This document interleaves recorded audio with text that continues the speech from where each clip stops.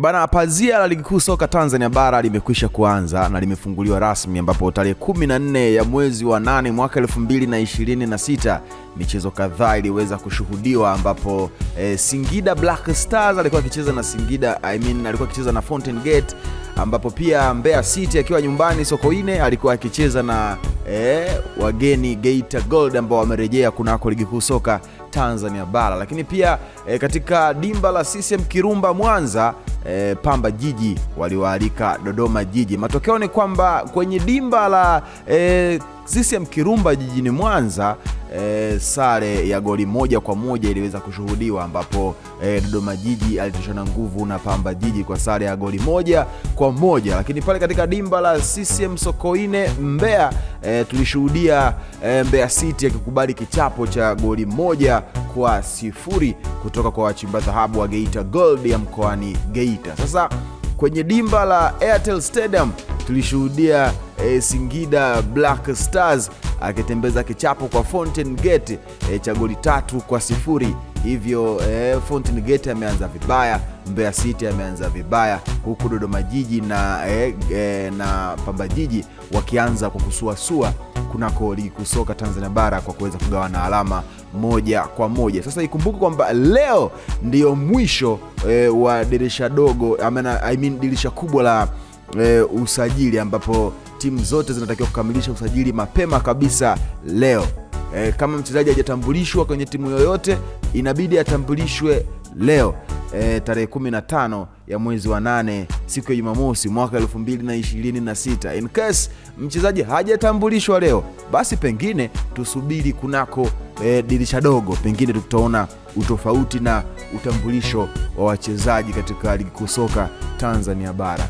Taarifa ni kwamba Faisal Salum Fei Toto alihusishwa kujiunga na klabu ya Simba, lakini mpaka hivi sasa Faisal ni blue na nyeupe, kwa maana ya kwamba bado ni mchezaji wa Azam FC.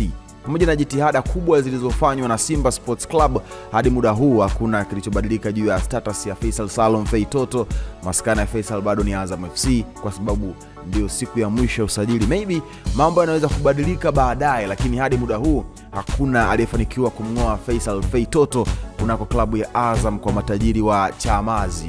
Maoni yako ni yapi? Nione kwenye comment maoni yako, itakuwa vyema na swadakta sana. Itakuwa vyema pia ukitoa maoni yako, kwa sababu mambo ni mengi sana kunako ligi kuu soka Tanzania bara na story ya Faisal Salum kujiunga na kujiunga na Simba, au sio? Lakini pia Simba ikumbuka kwamba wamempoteza mshambuliaji wao Salum Mwalimu ambaye amejiunga na klabu ya Yanga, ambapo alitambulishwa kwenye Simba Day kama mchezaji wa Simba, lakini gia ilibadilika angani.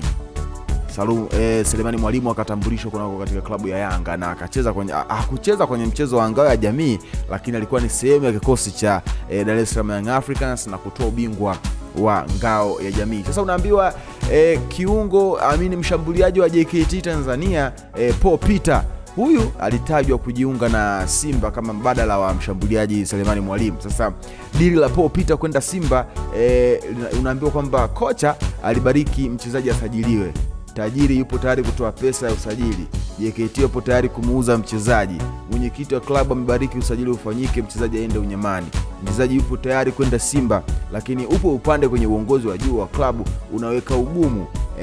Simba wanaweka ngumu, mmoja tu anaweka ngumu kwa Paul Peter kujiunga na Simba kwenye usajili huu. Lakini kuna tetesi kwamba mshambuliaji wa Mashujaa yule Mgunda anatajwa pia kujiunga na Ismaili Mgunda anatajwa pia kujiunga na Simba, lakini mpaka itakapofika saa 6 usiku wa leo kupinduka kuingia siku ya Jumapili ya tarehe 16 mwezi wa 8 ndio tutajua kwamba which is which, nani ameenda wapi, yupi amerudi wapi, usajili wa timu gani ukoje, kwa sababu mpaka hivi sasa tetesi zimekuwa ni nyingi kuliko uhalisia.